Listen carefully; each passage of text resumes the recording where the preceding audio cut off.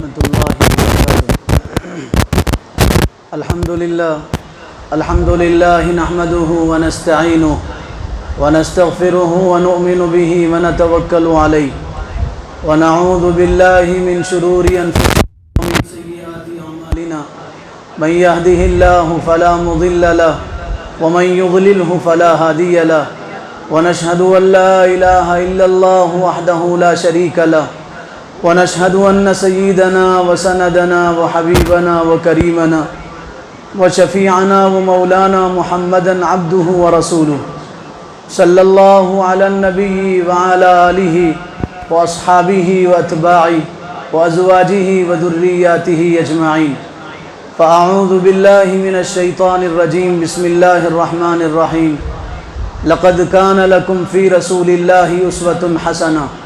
وقال النبي صلى الله عليه وسلم من أحب سنتي فقد أحبني ومن أحبني كان معي في الجنة او كما قال علیہ الصلاۃ والسلام.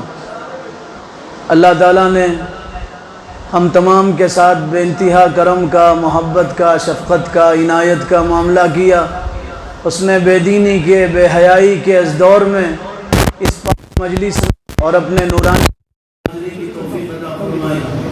دعا کیجیے اللہ تعالیٰ ہم سب کے حاضر ہونے کو، جمع ہونے کو، جڑنے کو، مل بیٹھنے کو، سننے سنانے کو قبول فرمائے.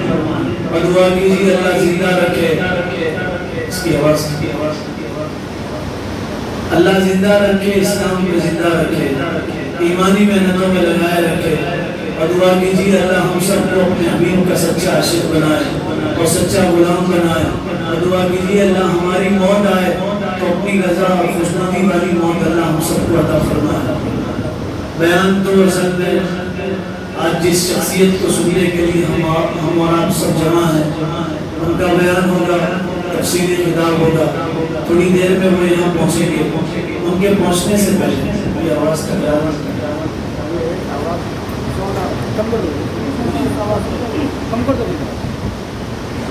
ان کے آنے تک میں آپ حضرات کے درمیان حاضر ہوں.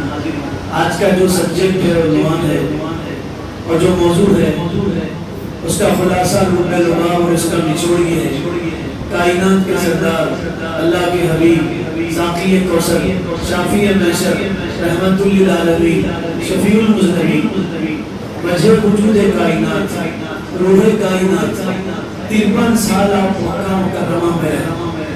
کائنات کے سردار 53 سال مکہ مکرمہ میں رہے. 53 سال کے بعد مکہ کے لوگوں نے آپ کو مجبور کیا اور مکہ کے لوگوں نے آپ کو ستایا اور پریشان کیا اور مکہ چھوڑنے پہ آپ کو مجبور کیا. 53 سال کے بعد آپ مکہ مکرمہ سے چلے. حضرت ابوبکر صدیق رضی اللہ تعالیٰ عنہ آپ کے ساتھ تھے. وہ آپ کے رفیق یار تھے، رفیق غار تھے. یہ آواز سمجھ میں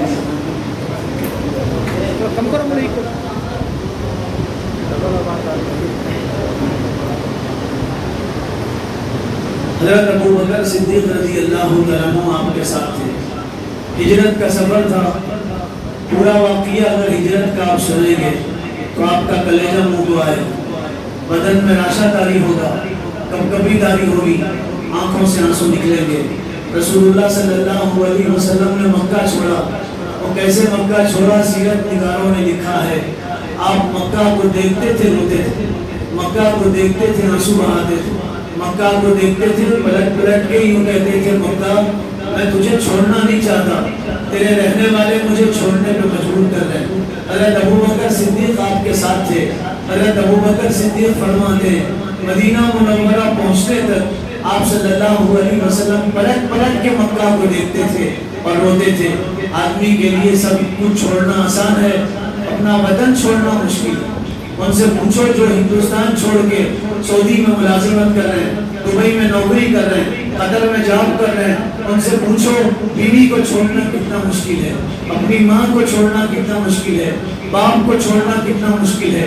اپنے وطن کو چھوڑتے وقت دل کی کیا حالت ہوتی ہے اور کیا کیفیت ہوتی ہے، آپ ان سے پوچھو.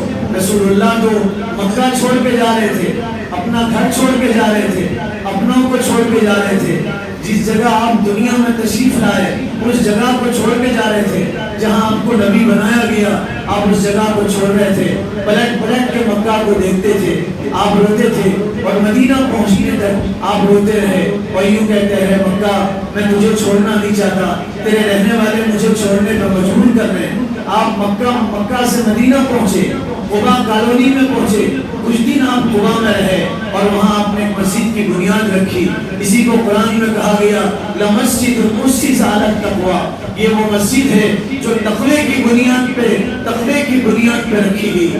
دنیا کی اسلام کی پہلی مسجد، اسلام کی پہلی مسجد، دنیا کی پہلی مسجد مکہ مکرمہ ہے، خانہ کعبہ ہے، مسجد حرام ہے، یہ دنیا کی پہلی مسجد، دنیا کی پہلی مسجد۔ اللہ نے قرآن میں کہا ان اول بیت وضع للناس للذی ببکۃ مبارکہ، سنو انسانوں پوری کائنات کی سب سے پہلی مسجد وہ کعبہ میں مسجد حرام ہے، سب سے پہلی مسجد پوری دنیا کی کائنات کی، اور اسلام کی سب سے پہلی مسجد ہے۔ حضور جب نبی بنائے گئے، آپ کے نبی بنانے کے بعد میں سب سے پہلی مسجد جو بنی اسلام کی، امت محمدیہ کی، وہ قبا میں بنی، جس کو مسجد تقویٰ کہا جاتا ہے، مسجد تقویٰ کہا جاتا ہے۔ حضور نے فرمایا کوئی آدمی اپنے گھر سے نکلے اور وضو کر کے نکلے اور مسجد قبا میں پہنچے اور 2 رکعت نماز پڑھے تو اللہ تعالیٰ اس کو مقبول عمرے کا ثواب عطا فرماتے ہیں۔ وہ پہلی مسجد جو تقوی کی بنیاد پہ تعمیر کی گئی، اسلام کی پہلی مسجد، رسول اللہ نے مسجد تعمیر کیا، خود آپ کام کرتے تھے، خود آپ پتھر اٹھاتے تھے، آپ نے اس مسجد کا قبلہ آپ نے طے کیا، آپ نے اس مسجد کا قبلہ طے کیا۔ اس لیے علماء فرماتے ہیں پوری دنیا کا سب سے صحیح قبلہ وہ مسجد قباء کا قبلہ ہے، پوری دنیا کا سب سے صحیح قبلہ وہ مسجد قباء کا قبلہ ہے، اس لیے کہ وہاں کا قبلہ حضور نے طے کیا، کائنات کے سردار نے طے کیا، اللہ کے حبیب نے طے کیا، ساقی کوثر نے طے کیا۔ حضور صلی اللہ علیہ وسلم کچھ دن قباء میں رہے، پھر آپ قباء سے نکلے، قباء سے نکلے ایک محلے کے پاس سے گزرے، جمعہ کا وقت ہوا، آپ نے اسلام کی پہلی جمعہ وہاں ادا کی۔ اسلام کی پہلی جمعہ مدینہ میں نہیں ہوئی، اسلام کی پہلی جمعہ مکہ میں نہیں ہوئی، اسلام کی پہلی جمعہ قبیلہ بنو سلیم میں اسلام کی پہلی جمعہ ہوئی۔ وہاں سعودی گورنمنٹ نے شاہ فہد کے زمانے میں ایک مسجد بنایا، آج بھی مسجد ہے، اس مسجد کا نام ہے مسجد جمعہ۔ پہلی جمعہ آپ نے وہاں ادا کی۔ جمعہ کی نماز کے بعد آپ نکلے تو مدینہ میں خوشی کا ماحول تھا، بچے خوش تھے، بڑے خوش تھے، بوڑھے خوش تھے، سب خوشیاں منا رہے تھے کہ کائنات کے سردار آ رہے ہیں، اللہ کے حبیب آ رہے ہیں۔ پورا مدینہ خوشیوں میں ڈوبا ہوا تھا، بچے دف بجا رہے تھے، نغمے گنگنا رہے تھے اور یوں کہہ رہے تھے دیکھو نبی آیا، نبی آیا، پہاڑیوں کے پیچھے سے آئے، آخری نبی تشریف لائے، آخری نبی آئے، مکہ مکرمہ سے آئے، ایسے نبی آئے ہم جن کی اطاعت کریں گے، ہم جن پہ اپنی پوری جان قربان کریں گے، ایسے نبی آئے ہم جن کے لیے اپنی جانیں قربان کریں گے۔ رسول اللہ صلی اللہ علیہ وسلم مدینہ منورہ تشریف لائے، ہر آدمی کی خواہش تھی حضور مدینے میں ہمارے پاس قیام کریں، ہر گھر والوں کی خواہش تھی، ہر گھر والے گھر کے سامنے کھڑے تھے، آواز لگاتے تھے اللہ کے حبیب آپ ہمارے گھر آئیے، مدینے میں آپ کا اپنا کوئی گھر نہیں ہے، آپ کے کوئی رشتہ دار نہیں ہے، عزیز و اقارب نہیں ہے، مدینے میں آپ کا کوئی گھر نہیں ہے، رہنے کی کوئی جگہ نہیں ہے، مدینے میں اس زمانے میں ہوٹل نہیں تھی، آپ سے فرمایا گیا اللہ کے نبی آپ ہمارے گھر آئیے۔ ہر مدینے کے آدمی کی تمنا تھی کائنات کے سردار ہمارے مہمان بنے، حضور مہمان بنے، ہر مدینے والے کی تمنا تھی۔ حضور اونٹنی پہ سوار تھے، آپ نے فرمایا اونٹنی کو چھوڑ دو، یہ اللہ کے حکم سے مامور ہے، یہ جہاں جا کے بیٹھ جائے گی میں اس کے گھر میں قیام کر لوں گا اور میں ان کا مہمان بنوں گا۔ آپ صلی اللہ علیہ وسلم کی اونٹنی کو لوگوں نے چھوڑ دیا اور وہ اونٹنی چل پڑی۔ آج جہاں مسجد نبوی ہے اس کے سامنے ایک میدان تھا، اس میدان میں جا کے وہ اونٹنی بیٹھ گئی، صحابہ حیران تھے، یہ تو کسی کے گھر میں نہیں رکی اور کسی کے گھر کے سامنے نہیں بیٹھی، یہ تو میدان میں بیٹھی، کیا اللہ کے نبی میدان میں رہیں گے اور رسول اللہ میدان میں فروکش ہوں گے، اور کیا رسول اللہ میدان میں رات و دن گزاریں گے، اور کیا رسول اللہ میدان میں خیمہ لگائیں گے؟ ابھی مدینے کے لوگ سوچ رہے تھے، اتنے میں وہ اونٹنی اٹھی، اور مسجد نبوی کے سامنے جہاں مسجد نبوی ہے وہاں لوگوں کے مکانات تھے. حضرت ابو ایوب انصاری کا مکان تھا, اس کے سامنے سے وہ اپنی گزری, جس گھر کے سامنے سے اپنی گزر جاتی وہ گھر والا رنجیدہ ہو جاتا, افسردہ ہو جاتا, غمگین ہو جاتا, سوچنے لگتا میرا مقدر نہیں چمکا. رسول اللہ آگے بڑھ گئے, پتہ نہیں کس کے گھر میں رسول اللہ قیام کریں گے. جب اونٹنی حضرت ابو ایوب انصاری کے گھر کے سامنے سے گزری تو حضرت ابو ایوب انصاری بھی رنجیدہ ہو گئے, غمگین ہو گئے. لیکن قسمت دیکھیے حضرت ابو ایوب انصاری کی, اونٹنی آگے جا کے پھر واپس آئی, پھر حضرت ابو ایوب انصاری کے گھر کے سامنے بیٹھ گئی. حضور نے فرمایا میں ابو ایوب انصاری کا مہمان بن گیا. قسمت تو دیکھیے حضرت ابو ایوب انصاری کی قسمت دیکھیے, رسول اللہ مہمان بنے حضرت ابو ایوب انصاری کے, اور فرمایا ابو ایوب انصاری تم ہمارے میزبان ہو, ہم تمہارے مہمان. مدینے میں رسول اللہ کے میزبان بنے ابو ایوب انصاری, اور مہمان بنے کائنات کے سردار. حضور نے فرمایا ابو ایوب انصاری ہم نیچے کی منزل میں رہیں گے, تم اوپر کی منزل میں رہو گے. حضرت ابو ایوب انصاری نے کہا اللہ کے نبی نہیں, آپ اوپر رہیے, یہ بے ادبی ہوگی, ہم آپ کے اوپر رہیں, آپ ہمارے نیچے رہیں. ہم نیچے رہیں گے آپ کی جوتیوں میں, آپ کے پیروں میں, آپ اوپر رہیں گے ہمارے سر کے اوپر. حضور نے فرمایا ابو ایوب سنو, بہت سارے وفود آئیں گے, لوگ آئیں گے, ملنے والے آئیں گے, ملاقات کرنے والے آئیں گے, تو مجھے بار بار اوپر سے نیچے اترنا پڑے گا, مشقت ہوگی, اس لیے ہم نیچے رہیں گے, تم اوپر رہو. حضرت ابو ایوب انصاری نہ چاہتے ہوئے بھی اوپر رہنے لگے اور رسول اللہ نیچے رہنے لگے. ابھی بات شروع نہیں کی, کھانا کھا کے بیٹھا, مغل اعظم تھا کھانے میں, مغل اعظم پہلے بوٹیاں, مغل اعظم مانو, مغل اعظم بوٹیا, اور اگر مرغی نہیں تو اس کو نان کلی بولتے تھے. ایک بہت بڑے مولانا کے دسترخوان پہ بیٹھے تھے, وہ ڈال کے بولے مغل اعظم کھاؤ. تھوڑی دیر کے بعد مرغی ہے تو بولے انار کلی بھی کھاؤ. مغل اعظم کھایا, کھا کے بیٹھے, لوگ پیپر میں ڈال رہے ہیں, واٹس ایپ پہ ڈال رہے ہیں, بیماریاں آ گئی, کھانا چھوڑ دیں, مرتے مرتے آخری روٹی کھا کے مسلمان دنیا سے جاتا ہے. اور یہ بولتا آخری روٹی کلو میں چلے جاتا ہوں, اطمینان سے بیٹھو. حضرت آنے تک بیٹھیں گیا. ابو ایوب انصاری رضی اللہ تعالیٰ اوپر رہے اور حضور نیچے رہے. حضرت ابو ایوب انصاری اپنی بیوی کے ساتھ ہوتے تھے, اور یوں کہتے تھے اپنی بیوی کو, یوں کہتے تھے دیکھو ہماری قسمت کو دیکھو, کائنات کے سردار ہمارے گھر آ گئے, اللہ کے حبیب ہمارے گھر آ گئے, ہم رسول اللہ کے میزبان بن گئے. بیوی سے کہہ گئے حضور کی میزبانی میں کوئی کسر نہیں ہونا چاہیے, حضور ناراض نہیں ہونا چاہیے, آپ صلی اللہ علیہ وسلم کی پوری میزبانی کریں گے. یہ دونوں پوری میزبانی کرتے. دن گزرا, رات ہوئی, میاں بیوی کو پوری رات نیند نہیں آئی. کبھی شوہر بیوی سے کہتے ہماری قسمت تو ہے جاگ گئی, رسول اللہ ہمارے گھر تشریف لائے, لیکن یہ کیا قسمت ہے, حضور نیچے ہیں ہم اوپر ہیں, ہم اوپر کیسے رہ سکتے ہیں. کبھی بیوی شوہر سے کہتی ہاں یہ تو بے ادبی ہے, ہم رسول اللہ کے اوپر کیسے چلیں گے. کتابوں میں لکھا ہے وہ کنارے کنارے چلتے تھے, بیچ سے نہیں چلتے تھے, اس لیے بیچ سے نہیں چلتے تھے کہ کہیں رسول اللہ کی بے ادبی نہ ہو جائے, ہمارے پیر وہاں نہ پڑے جہاں رسول اللہ آرام فرما رہے, حضور کے اوپر ہمارے پیر نہ پڑے, حضور کے اوپر ہمارے قدم نہ پڑے, اس لیے وہ کنارے کنارے چلتے تھے. پوری رات دونوں میاں بیوی ہوتے رہے. صبح میں رسول اللہ کی خدمت میں حاضر ہوئے اور آ کے کہا اللہ کے حبیب ہم اوپر نہیں رہ سکتے, ہم میاں بیوی پوری رات روتے رہے اور پوری رات آنسو بہاتے رہے, کہیں آپ کی بے ادبی نہیں ہوگی, اللہ ناراض ہو جائیں گے, اس لیے پوری رات روتے رہے. اللہ کے حبیب آپ اوپر تشریف لے جائیے, ہم نیچے رہیں گے. حضور نے فرمایا نہیں, میں نیچے رہوں گا, ہم نیچے رہیں گے, تم اوپر رہو. پھر یہ اوپر چلے گئے. 2-3 دن کے بعد رات میں مٹکا پھوٹا, پانی گرا اور پورے کمرے میں پانی پھیل گیا. اب یہ دونوں خوف میں ہیں کہ کہیں پانی نیچے گرے گا اور حضور کی بے ادبی ہوگی اور رسول اللہ کی تعظیم میں کمی آئے گی, ہم سے حضور کا احترام نہیں ہو سکے گا, ہم حضور کی میزبانی کا حق ادا نہیں کر سکیں گے. پوری رات سردی کا زمانہ تھا, کمبل اوڑھ کے سو رہے تھے, انہوں نے اس کمبل سے پورے کمرے کو صاف کیا اور پوری رات سردی میں ٹھٹرتے رہے, یہ سوچ کے کہ رسول اللہ کو تکلیف نہ پہنچے. وہ کیسے ایمان والے تھے، وہ کیسی محبت تھی، پوری رات روتے تھے کہ کہیں رسول اللہ کو تکلیف نہ پہنچے۔ اور آج کا مسلمان معاف کیجئے سنتیں پامال کر کے اس کے دل کو تکلیف نہیں ہوتی کہ میں نے رسول اللہ کو کتنا ستایا، حضور کو کتنی تکلیف دی، داڑھی نوچ کے اسے احساس نہیں ہوتا کہ میں قبر میں بغیر داڑھی کے رسول اللہ کو کیسے پہچانوں گا، میں یہود و نصارہ کے طریقے پہ زندگی گزار کے حضور کے ہاتھوں مجھے جامع کوثر کیسے ملے گا۔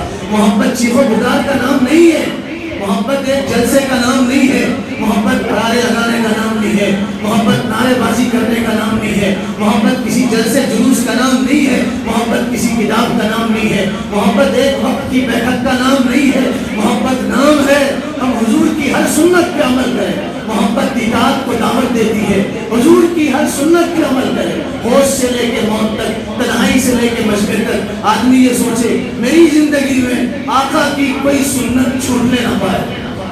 لوگ کہتے ہیں 12 ربیع الاول کو میلاد ہے، میلاد ہے۔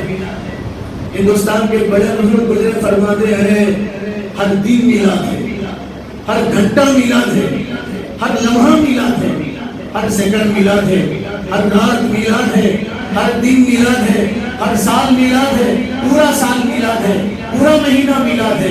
اگر حضور کی میلاد نہ ہوتی تو ہمیں قرآن نہ ملتا، حضور کی میلاد نہ ہوتی تو ہمیں دین نہ ملتا، حضور کی میلاد نہ ہوتی ہمیں شریعت نہ ملتی، حضور کی میلاد نہ ہوتی جبرائیل نہ ملتے، حضور کی میلاد نہ ہوتی جنت نہ ملتی، حضور کی میلاد نہ ہوتی حضور کی شفاعت نہ ملتی، حضور کی میلاد نہ ہوتی تو اللہ نہ ملتی۔ حضور کی میلاد کا طفیل ہے، شریعت ملی، سنت ملی، اللہ کی رضا ملی، خدا تک پہنچنے کا راستہ ملا۔ اگر میلاد نہ ہوتی تو کچھ نہ ملتی۔ حضرت ابو ایوب انصاری رات بھر روتے رہے یہ سوچ کے رسول اللہ کو تکلیف نہ ہو، اور ہم دن رات رسول اللہ کو تکلیف دیتے ہیں۔ حضور نے فرمایا ہر پیر اور جمعرات کو میری امت کے نام اعمال میرے پاس پہنچتے ہیں، ہر پیر اور جمعرات کو میری امت کے نام اعمال میرے پاس پہنچتے ہیں۔ آپ اندازہ لگاؤ چور کے نام اعمال پہنچ رہے ہوں گے تو رسول اللہ کا دل کتنا دکھتا ہوگا روزہ رسول میں۔ حضور کو حضور کی مزار میں آپ کے روزے میں رسول اللہ کا دل کتنا دکھتا ہوگا۔ کوئی آدمی امت کا بے حیائی کر رہا ہوگا اور اس کا نام اعمال اس حالت میں پہنچتا ہوگا تو حضور کو کتنی تکلیف ہوتی ہوگی۔ کوئی آدمی شراب پی رہا ہوگا حضور کا امتی اور رسول اللہ کو قبر ادھر میں کتنی تکلیف ہوتی ہوگی۔ کوئی جوا کھیل رہا ہوگا کتنی تکلیف ہوتی ہوگی۔ امت کا کوئی آدمی بھکاری بن کے بچی کے دروازے پہ بھیک مانگ رہا ہوگا، وہ کہتا ہوگا میرے بچے کے لیے بھگونے دو، اور میرے بچے کے لیے بستر دو، اور میرے بچے کے لیے پلنگ دو، اور میرے بچے کے لیے فرنیچر دو، اور میرے بچے کے لیے پیسے دو، اور میرے بچے کے لیے گاڑی دو۔ رسول اللہ کو کتنی تکلیف ہوتی ہوگی۔ کوئی شادی خانے میں ڈھول بجاتا ہوگا، کوئی شادی خانے میں ویڈیو کرتا ہوگا، پٹاخے کی گونج میں شادی رچاتا ہوگا تو سوچو رسول اللہ کو کتنی تکلیف ہوتی ہوگی۔ حضور کا کلیجہ تکلیف سے چکنی ہوتا ہوگا۔ رسول اللہ صلی اللہ علیہ وسلم کو کتنا غم ملتا ہو۔ جنازہ آپ کے سامنے سے گزر رہا ہے، کافر کا جنازہ ہے، رسول اللہ رو پڑے، صحابہ نے کہا اللہ کے حبیب کافر کا جنازہ ہے۔ حضور نے فرمایا اسی کا تو رونا ہے، کاش وہ مسلمان ہوتا اور جنت میں چلا جاتا، کاش وہ مسلمان ہوتا اور جنت اس کا ٹھکانہ بن جاتا۔ چور نے چوری کیا، ہاتھ کاٹے جا رہے تھے، رسول اللہ کی آنکھوں سے آنسو بہ رہے تھے۔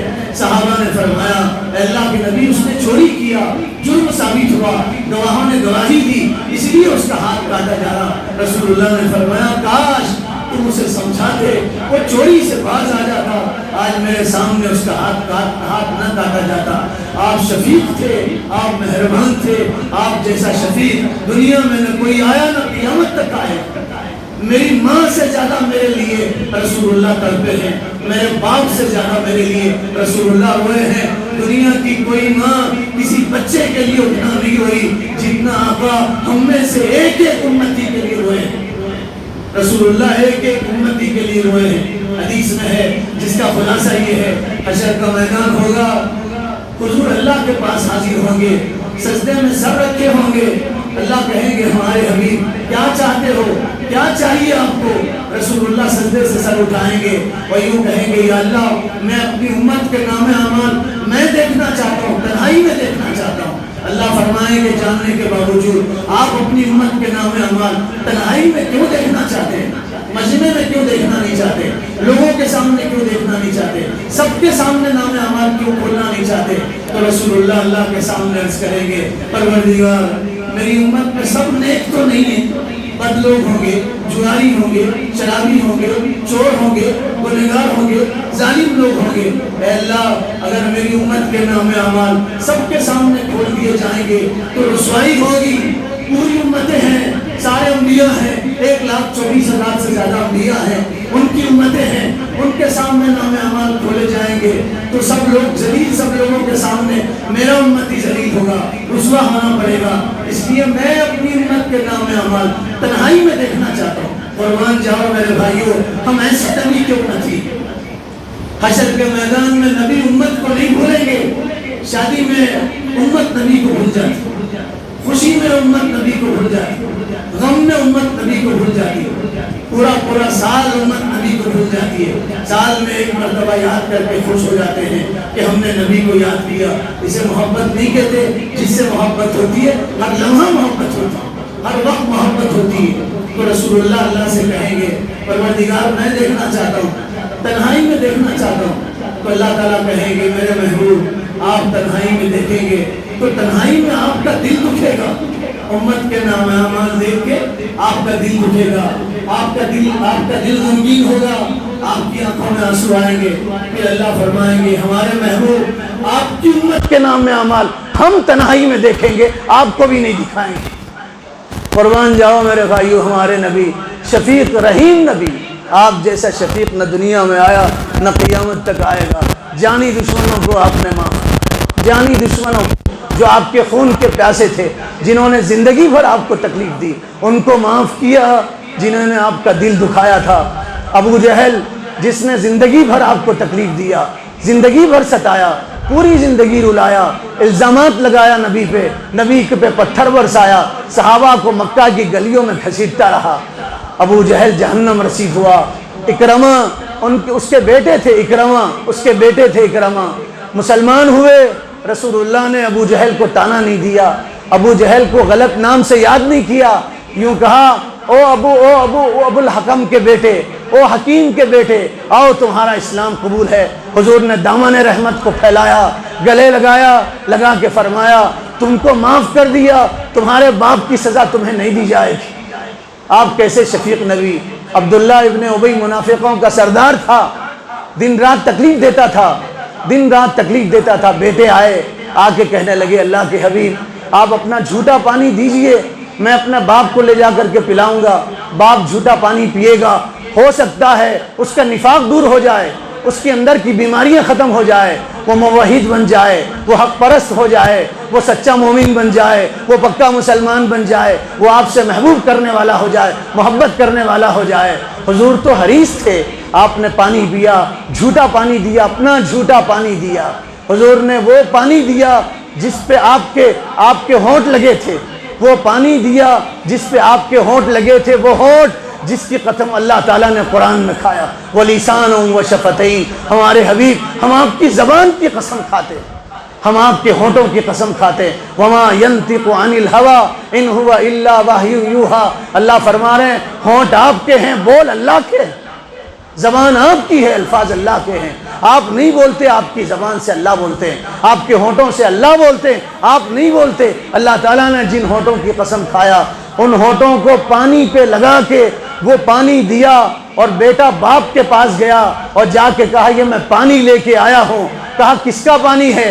کہا محمد الرسول کا جھوٹا پانی ہے۔ باپ نے پانی لیا اور زمین پہ پھینکا، اور پھینک کے کہا کاش تو اپنی ماں کا پیشاب لاتا تو میں پی لیتا، میں محمد کا جھوٹا نہیں پی سکتی۔ اس بدبخت نے جھوٹا نہیں پیا۔ جب وہ مرا اور جہنم میں گیا اور جب اس کا انتقال ہوا تو بیٹے دوڑ کے آئے، وہ مومن تھے، کہنے لگے اللہ کے حبیب میرا باپ مرا ہے، آپ اپنا کرتا دے دیجئے، میں باپ کا کفن بناؤں گا، اللہ کے پاس پیشی ہوگی، آپ کا کرتا دیکھ کے اللہ میرے باپ کو معاف کریں گے۔ حضور نے اپنا کرتا دیا، اس امید میں دیا کہ میرا کرتا اس کا کفن بنے گا۔ تو اللہ اسے معاف کریں گے۔ نماز کا وقت ہوا جنازے کا، آپ آگے بڑھے، حضرت عمر نے کہا اے اللہ کے حبیب آپ اس کی نماز پڑھائیں گے، یہ تو منافق تھا، اس کا نفاق کھلا ہوا تھا، لوگ جانتے تھے، آپ اس کی نماز پڑھائیں گے۔ حضور آگے بڑھے، آپ نماز پڑھانے لگے، قرآن کی آیت اتری، آپ 70 مرتبہ بھی اس کی نماز پڑھیں گے تب بھی ہم اس کو نہیں بخشیں گے۔ حضور کی آنکھوں میں آنسو آئے، فرمایا کاش اللہ یوں کہتے آپ 70 مرتبہ نماز پڑھو تب ہم اس کی بخشش کریں گے، تو میں اس کے لیے 70 مرتبہ نماز پڑھتا۔ باپ سے زیادہ حریص، ماں سے زیادہ محبت کرنے والے اللہ کے نبی جب رسول اللہ مکہ چھوڑ رہے تھے تو اس سے کچھ دن پہلے آپ مکہ میں گئے۔ بولو ہم سب مکہ میں جائیں گے انشاءاللہ، بولو انشاءاللہ جائیں گے مکہ میں، سب جائیں گے انشاءاللہ۔ آپ دعا کرو اللہ آپ کو لے جائیں گے انشاءاللہ۔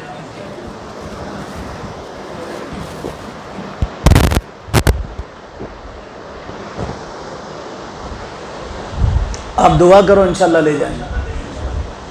اللہ کس کو لے جاتے ہیں؟ بادشاہ کو، وزیر اعظم کو، پیسے والے کو، دولت مند کو نہیں، اللہ تعالیٰ دعا کرنے والے کو لے جاتے ہیں۔ دعا مومن کا سب سے بڑا ہتھیار ہے۔ مومن کا، لوگ کہتے ہیں مسلمانوں کے پاس بندوق ہے، مسلمانوں کے پاس ہتھیار ہے، مسلمانوں کے پاس گولہ بارود ہے، ارے جھوٹو، مسلمانوں کے پاس مسواک اور دعا کے علاوہ کچھ نہیں۔ دعا جیسی عظیم طاقت مسلمانوں کے پاس، دعا کی طاقت مسلمانوں کے پاس۔ الزام لگا رہے ہیں مدرسے دہشت گردی کے اڈے ہیں، مدرسے انسان بنانے کے اڈے ہیں۔ ہم تو کہتے ہیں تم اپنے بچوں کو بھیجو، تھوڑے دن میں وہ انسان بن کے نکلیں گے انشاءاللہ۔ مدرسے انسانیت کے کارخانے، انسان بنائے جاتے ہیں۔ آپ نے دیکھا مدرسہ عبداللہ ابن عباس کا چھوٹا بچہ، اس نے کیسی تقریر کی۔ تم کر سکتے؟ تمہارے بچوں میں یہ حوصلہ ہے اور تمہارے بچوں میں یہ طاقت ہے؟ نہیں کر سکتے۔ یہاں انسان بنا، پہلا سبق بچے کو پڑھایا جاتا بسم اللہ الرحمن الرحیم،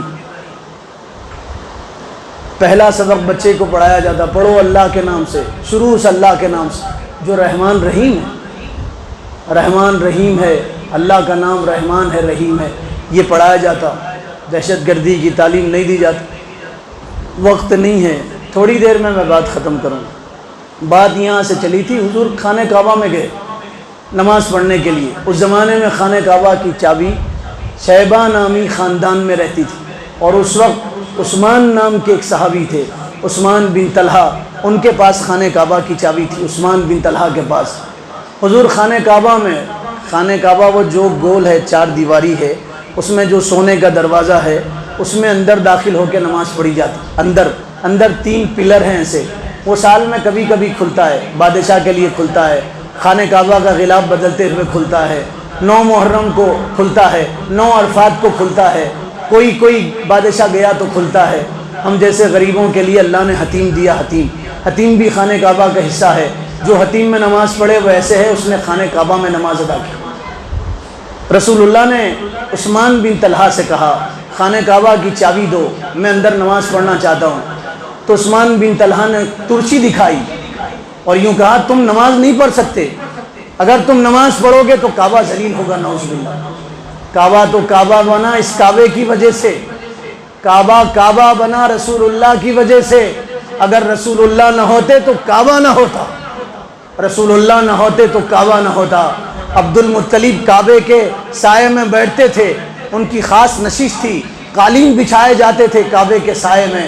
رسول اللہ چھوٹے تھے، رسول اللہ ایک مرتبہ دوڑ کے آئے اور اس قالین پہ بیٹھے، لوگ قالین سے اٹھانے لگے۔ عبد المطلب نے دور سے دیکھا، دیکھ کے کہا چھوڑو میرے اس بیٹے کو، کیا کر رہے اس کے ساتھ؟ تو لوگوں نے کہا اس جگہ پہ آج تک کوئی نہیں بیٹھا، یہ آپ کا پوتا بیٹھا اور آپ کا بیٹا بیٹھا، ہم اس کو اٹھانا چاہ رہے ہیں۔ عبد المطلب کی آنکھوں میں آنسو آئے، فرمایا میں نے کئی مرتبہ دیکھا جب یہ میرا بیٹا کعبے میں آتا ہے تو اس کی تعظیم میں کعبہ جھک جاتا ہے، جب یہ میرا بیٹا کعبے میں آتا ہے تو اس کی تعظیم میں کعبہ جھک جاتا ہے۔ کعبہ بنا رسول اللہ کے صدقے میں، اگر آپ نہ ہوتے تو کعبہ نہ ہوتا، نہ کعبے کے بنانے والے ہوتے، نہ کعبے کے طواف کرنے والے ہوتے، آپ کے صدقے میں اللہ نے کعبے کو بنایا۔ فرمایا ہم تمہیں داخل نہیں ہونے دیں گے۔ حضور نے فرمایا عثمان اندر جا کے 2 رکعت نماز پڑھنا چاہتا ہوں۔ عثمان بن طلحہ نے کہا میں نماز پڑھنے نہیں دوں گا، اور انہوں نے تالا نہیں کھولا، اور دروازہ نہیں کھولا اور کہا میں آپ کو یہیں سے نماز پڑھنے نہیں دوں گا، آپ یہاں سے چلے جاؤ۔ رسول اللہ کا دل دکھا، آپ کی آنکھوں میں آنسو آئے۔ آپ نے جاتے ہوئے فرمایا عثمان آج تم چابی نہیں دے رہے ہو، ایک وقت وہ آئے گا تم خود چابی لا کے میرے ہاتھ میں رکھو گے، ایک وقت وہ آئے گا تم خانہ کعبہ کی کنجی لا کے میرے ہاتھ میں رکھو گے۔ تو عثمان نے کہا پتہ نہیں وہ وقت کب آئے گا، اور اگر وہ وقت آئے گا تو قریش ذلیل ہوں گے۔ حضور نے فرمایا نہیں، وہ وقت آئے گا، ان قریب آئے گا، اور جب وہ وقت آئے گا تو اس وقت قریشیوں کو عزت ملے گی، اللہ ان کو عزت کی چوٹیوں پہ پہنچائیں گے۔ کچھ سال نہیں گزرے تھے، مکہ فتح ہوا، رسول اللہ 10,000 صحابہ کے ساتھ فاتحانہ شان کے ساتھ مکہ مکرمہ میں داخل ہوئے۔ کوئی بادشاہ ظالم بن کے، فاتح بن کے کسی شہر میں جاتا ہے تو ظالم بنتا ہے، فساد مچا دیتا ہے۔ حضور جب فاتحانہ شان کے ساتھ آئے، پوری دنیا کی تاریخ میں حضور ایسے پہلے فاتح ہیں جو عاجزی کے ساتھ داخل ہوئے۔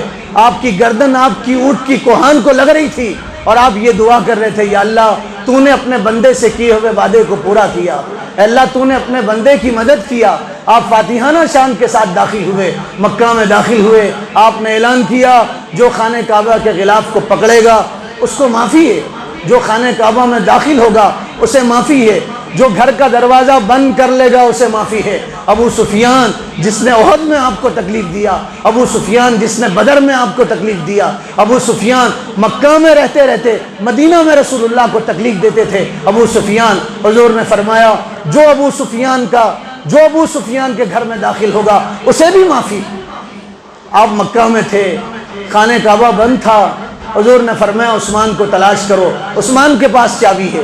اتنے میں لوگ حضرت عثمان کو پکڑ کے لائے، حضرت عثمان کی گردن جھکی ہوئی عثمان بن طلحہ کی، اور عثمان بن طلحہ نے ذلیل ہو کے چابی حضور کے ہاتھ میں دیا۔ حضور نے فرمایا عثمان میں نے کہا تھا ایک وقت آئے گا جب تم چابی اپنے ہاتھ سے میرے ہاتھ میں دو گے، بتاؤ وہ وقت آیا نہیں آیا؟ حضرت عثمان نے گردن اٹھانے سے پہلے رسول اللہ صلی اللہ علیہ وسلم سے کہا اے اللہ کے حبیب میں آپ پہ کلمہ پڑھنے کے لیے تیار ہوں، مجھے کلمہ پڑھا دیجئے اور اپنا امتی بنا لیجئے، اور میں آپ کو آخری رسول ماننے کے لیے تیار ہوں۔ حضرت عثمان نے کلمہ پڑھا، رسول اللہ نے خانہ کعبہ کھولا، آپ اندر گئے، حضرت بلال کے ساتھ 2 رکعت نماز پڑھ کے باہر آ گئے، حضرت بلال کے ساتھ نماز پڑھ کے باہر آئے۔ ہر صحابی کی تمنا تھی حضور خانہ کعبہ کی چابی ہمیں دیں گے، حضرت عمر چاہتے تھے ہم قریش میں سے ہیں چابی ہمیں ملے گی، حضرت ابوبکر چاہتے تھے چابی ہمیں ملے گی، حضرت علی کی تمنا تھی خانہ کعبہ میں قریش پانی پلاتے ہیں، آنے والوں کو زمزم پلاتے ہیں، خانہ کعبہ کی چابی بھی ہمیں ملے گی، حضرت علی کی خواہش۔ حضور نے فرمایا عثمان کو بلاؤ، حضرت عثمان کو بلایا گیا، عثمان ابھی مسلمان ہوئے، بلایا گیا، حضور نے فرمایا عثمان قریب آؤ، فرمایا یہ چابی تمہاری ہے اور قیامت تک یہ چابی تمہارے خاندان میں رہے گی، قیامت تک یہ چابی تمہارے خاندان میں رہے گی اور تمہارے خاندان سے کوئی نہیں چھین سکتا۔ آج بھی چابی عثمان بن طلحہ کے خاندان میں ہے۔ حضور نے کیسے معاف کیا عثمان کو؟ آپ چاہتے تو بدلہ لے سکتے تھے، آپ چاہتے تو حضرت عثمان کا دل دکھا سکتے تھے، حضرت عثمان کو تانا دے سکتے تھے، مگر آپ شفیق نبی، رؤوف رحیم نبی، آپ جیسا نبی دنیا میں کوئی آیا نہ قیامت تک آئے گا، آپ جیسا دل کسی ماں کا نہیں ہے، آپ جیسا دل کسی انسان کا نہیں ہے۔ اللہ تعالیٰ نے پوری کائنات کی مہربانی آپ کے دل میں بٹھا دی، آپ ایک ایک امتی کے لیے تڑپتے رہے، آنسو بہاتے رہے، ایک ایک امتی کے لیے رسول اللہ صلی اللہ علیہ وسلم روتے رہے، پوری زندگی روئے، 23 سال امت کی فکر، زمین پہ امت کی فکر، مدینے میں امت کی فکر، مکہ میں امت کی فکر، مکہ کی گلیوں میں امت کی فکر، مدینے کی گلیوں میں امت کی فکر، احد میں امت کی فکر، بدر میں امت کی فکر، حنین میں امت کی فکر، طائف میں امت کی فکر، زمین پہ امت کی فکر، معراج میں گئے تو امت کی فکر۔ آپ حیات تھے، دنیا میں تھے، انسانوں میں تھے، امت کی فکر۔ جب آپ حشر کے میدان میں ہوں گے تب بھی آپ اپنی امت کی فکر کریں گے، میری فکر کریں گے، آپ کی فکر کریں گے، قیامت تک آنے والے ایک ایک امتی کی فکر کریں گے۔ آپ پل صراط پہ کھڑے ہوں گے، امتی گزرے گا، کہیں گے یہ میرا امتی ہے، اے اللہ اس کو صحیح سے گزار دے۔ نام اعمال اڑیں گے تو کہیں گے پروردگار میرا امتی ہے، نام اعمال داہنے ہاتھ میں دے۔ آپ ترازو کے پاس ہوں گے، نام اعمال تولے جائیں گے تو کہیں گے یا اللہ یہ میرا امتی ہے، اس کا نام اعمال تل دے اور اس کے نام اعمال میں نیکیوں میں اضافہ کر دے۔ رسول اللہ روئیں گے، کہاں روئیں گے؟ پل صراط پہ روئیں گے۔ رسول اللہ نام اعمال اڑنے کی جگہ روئیں گے، آپ میزان پہ روئیں گے اور کہیں گے یا اللہ یہ میرا امتی ہے اور میری امت کو جنت میں ڈال دے اور میری شفاعت قبول فرما دے۔ تو آپ اپنی امت سے کتنی محبت کرتے تھے۔ ہمیں محبت ہے رسول اللہ سے؟ بولو محبت ہے؟ شمع معلوم؟ شمع دیکھا؟ شمع بولے تو لڑکی نہیں، شمع لڑکی کا نام سمجھیں گے آپ؟ شمع بھی لڑکیوں کا نام ہوتا ہے، عورتوں کا نام پہلے لوگ رکھتے تھے شمع بول۔ شمع کہتے ہیں موم بتی کو۔ موم بتی دیکھے نہیں دیکھے؟ ارے آپ تو مغل اعظم کھا کے بیٹھے ہیں، جوش آنا چاہیے آپ، ابھی تو جوش دلانے والے آ رہے ہیں آپ کے پاس میں۔ شمع معلوم؟ دیا جس کو بولتے ہیں۔ آج کل یہ لائٹاں نکلے، پہلے لائٹ نہیں تھی، رات ہوتی چراغ جلائے جاتے تھے۔ جب چراغ جلتے تھے تو پروانے اڑ کے آتے تھے، پروانے۔ ایک پتنگا اڑ کے آیا، کہنے لگا میں پروانہ ہوں، میں پروانہ۔ تو دوسروں نے کہا تو جھوٹا ہے، تو پروانہ نہیں ہو سکتا۔ اس نے کہا کیوں میں پروانہ نہیں ہوں؟ کہا تو پروانہ اس لیے نہیں ہے، پروانہ تو وہ ہے جو شمع میں جل جاتا ہے۔ تو کیسا پروانہ؟ تو شمع کے اطراف میں گھوم رہا ہے، جلنے والا پروانہ ہوتا ہے، بچنے والا پروانہ نہیں ہوتا۔ نبی کی سنتوں پہ مر مٹنے والا پروانہ ہوتا ہے، سنتوں سے بچ کے زندگی گزارنے والا نبی کا سچا پروانہ نہیں ہو سکتا۔ حضور سے سچی محبت یہ ہے دن رات رسول اللہ پہ آدمی درود پڑھے، فکر ہو کہ سنت میری زندگی میں آئے، میں اپنی اولاد کو دین سکھاؤں۔ ربیع الاول کا پورا مہینہ گزرا، پورا مہینہ، 1 ربیع الاول سے آج 29 ربیع الاول ہے۔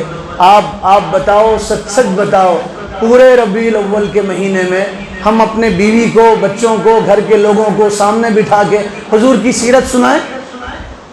کوئی تو ہے مجمع میں جس نے اپنے بچوں کو رسول اللہ کی زندگی کا واقعہ سنایا؟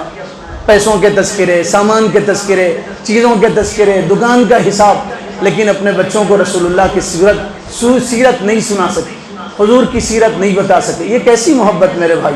محبت نام ہے نثار ہونے، محبت نام ہے جان دے دینے کا۔